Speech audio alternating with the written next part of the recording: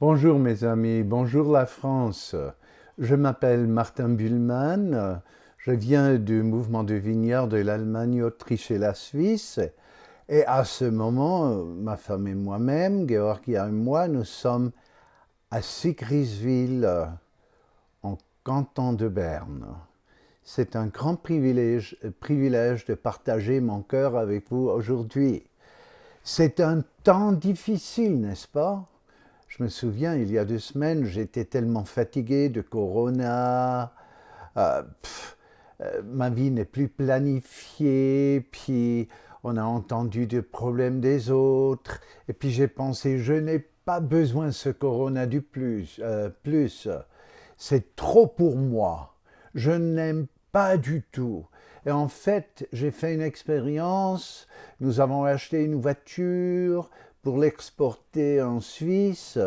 Et puis, j'ai entendu pour les papiers dans un bureau et c'était une demi-heure ou même plus tard. Et puis après, j'ai pensé, Corona, tous ces problèmes, j'en ai eu assez.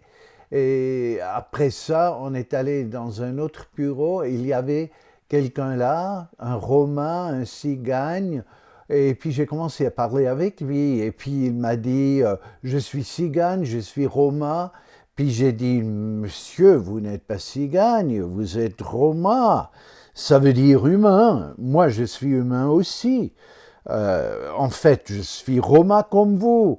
Ça a ouvert son cœur. Il m'a partagé que sa femme est décédée il y a 6 mois, qu'il a des grands problèmes physiques. Et puis, dans cette salle où il y avait des autres gens, je lui ai demandé de prier pour lui. J'ai commencé à prier à haute voix. Et tout d'un coup, j'ai réalisé, quand j'ai quitté ce bureau, si j'étais là une demi-heure ou même plus avant, il n'était pas là. Et il y avait cette voix intérieure qui m'a dit, écoute Martin, c'est mon esprit qui te guide. Est-ce que tu veux planifier ta vie ou est-ce que tu veux confier à moi que je planifie ta vie? Puis j'ai fait la décision, dès ce moment, je ne dépends plus de ma planification, je veux dépendre du Seigneur, je veux dépendre du Saint-Esprit et embrasser chaque jour comme il est. Et ça m'a vraiment touché.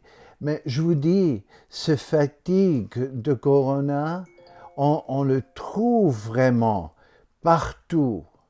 Et j'ai aussi vu Corona cause une division de l'opinion, pas seulement dans nos pays, mais aussi dans l'Église.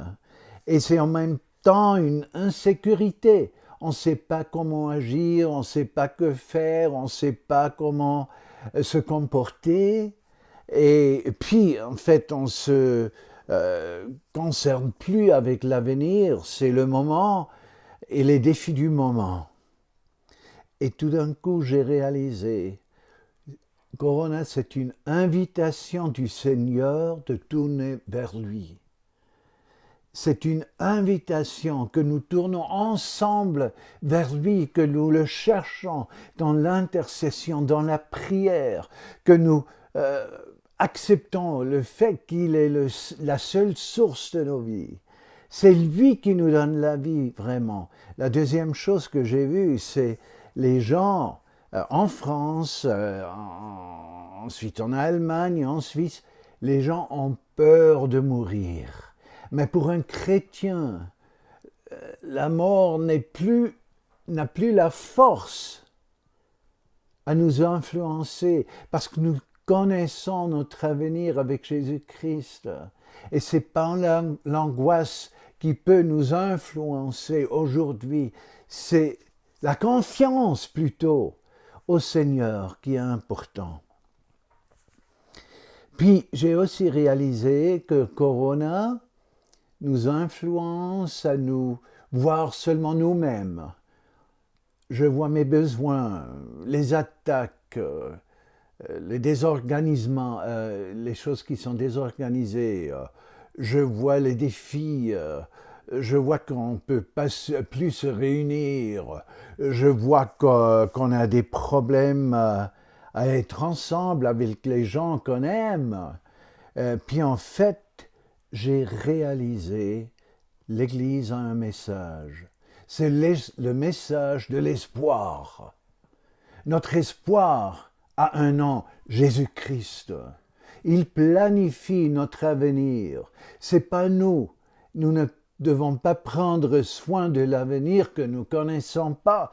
C'est lui qui s'occupe avec nos vies. C'est lui qui s'occupe avec notre avenir. Nous pourrons le confier de tous nos cœurs. Et en même temps, il faut chercher dans l'Église même l'unité. Et je vous dis, j'ai vu ça dans plusieurs églises. Il y a un groupe qui est contre les choses du gouvernement, puis il y a ceux qui sont obéissants, et tout d'un coup, on a des opinions différentes, et les gens ne savent plus comment agir. Et je vous dis, c'est l'unité que le Seigneur veut établir dans nos églises, parce que c'est par l'unité que nous avons que le monde peut voir que le Père a envoyé le Fils. Et je pense que c'est pour ça qu'il faut tourner vers Dieu pour une unité spirituelle. J'ai aussi réfléchi, qu'est-ce que ça veut dire d'être un chrétien? Il y a beaucoup de gens qui pensent, j'aime mon pasteur, il prend soin de moi. J'aime mon église, je ne suis plus seul.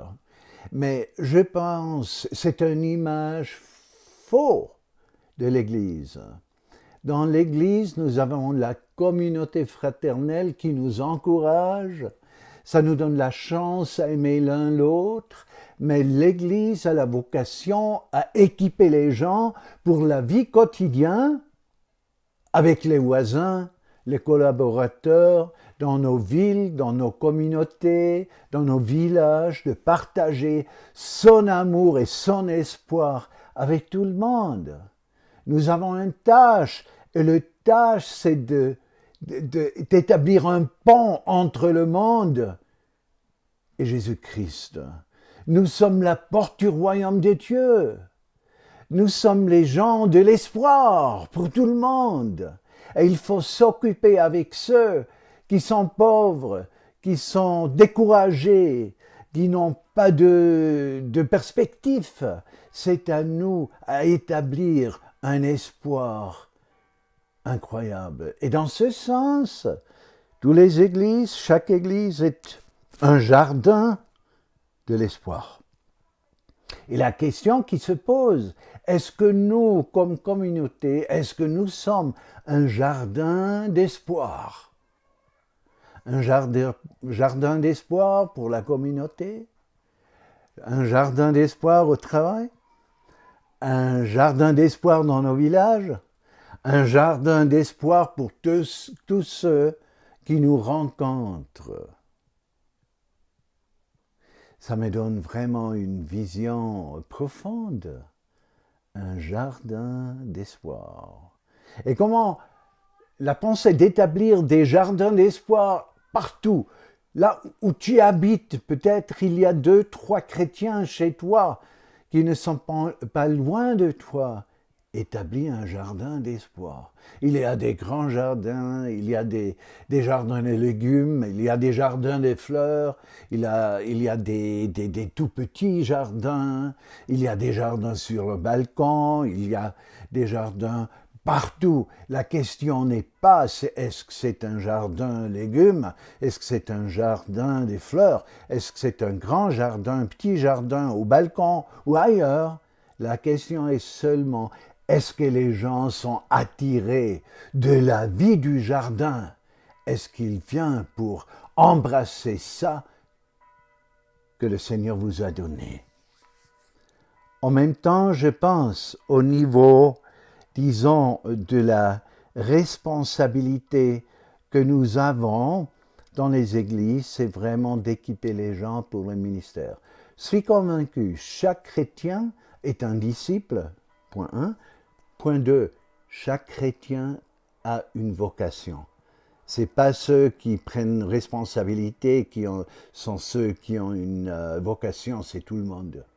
J'ai la vocation, pas d'être le responsable du mouvement Vignard alémanique, j'ai la responsabilité d'être un disciple, une image de Jésus-Christ. Un tout petit Jésus peut-être, un homme qui est prêt à donner toute son énergie, sa vie, son cœur à la cause de Jésus-Christ.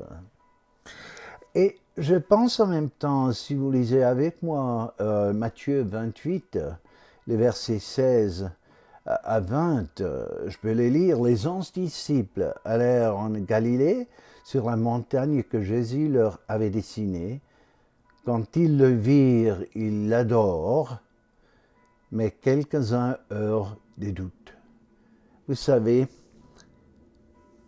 sans avoir des doutes, vous ne pouvez pas avoir la confiance et la foi. Les doutes tirent la foi. Jésus s'était approché, leur parlant ainsi, « Tout pouvoir m'a été donné dans le ciel et sur la terre. Et maintenant, allez, faites de toutes les nations des disciples, les baptisant au nom du Père, du Fils et du Saint-Esprit. Et enseignez-leur à observer tout ce que je vous ai prescrit. Et voici, je suis avec vous tous les jours jusqu'à la fin du monde. » Ça veut dire, nous tous, nous avons cette vocation de vivre avec Jésus, de partager son œuvre, de toucher les gens avec l'amour de Christ, de prier pour les gens, pour la guérison, pour leur situation, pour leurs défis, pour vraiment étendre le royaume de Dieu dans leur vie. Et en même temps, quand nous faisons ça, c'est comme Matthieu 4, 31, ne vous inquiétez donc point et ne dites pas que mangerons-nous, que boirons-nous, de quoi serons-nous vêtus. Car toutes ces choses, ce sont les païens qui les recherchent. Votre Père céleste sait que vous en avez besoin. Et encore une fois, ça nous montre de développer une relation proche avec lui, veut dire rien que j'ai appartient à moi. Tout ce que je suis appartient à lui. Tout ce que j'ai vient de lui. Je le partage avec tout le monde. Verset 33, cherchez premièrement le royaume et la justice de Dieu, et toutes ces choses vous seront données par-dessus. Et je pense que c'est important de comprendre, au moment où je suis prêt à servir Jésus-Christ, au moment où je ne vois plus mes besoins, mais les besoins du prochain, j'ouvre la porte pour la provision de Dieu. Ne vous inquiétez donc pas du lendemain, car le lendemain aura soin de lui-même. À chaque jour suffit sa peine. Et encore une fois, comme tu ne peux plus planifier ta vie, comme moi, chaque jour suffit sa peine. Nous pouvons dépendre du Saint-Esprit. Nous pouvons être remplis dans les situations où nous sommes.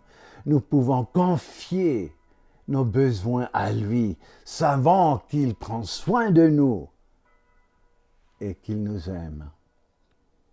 Laissez-nous prier. Seigneur Jésus, je prie à ce moment pour ta présence pour chaque personne qui va voir ce message. Je prie pour ta présence, la réalité de ton amour et une vision nouvelle pour l'avenir, pour une transformation spirituelle dans le pays de la France que j'aime tellement beaucoup, un changement en Allemagne, en Suisse, Autriche et ailleurs, en Europe, pour que nous pouvons te voir comme tu es. Prends soin de ton Église et utilise ton Église pour le bien de ton royaume. Amen. Je vous dis au revoir, c'est un privilège que je pouvais être avec vous, et peut-être, on ne sait jamais, On va se voir une fois. Au revoir, soyez bénis.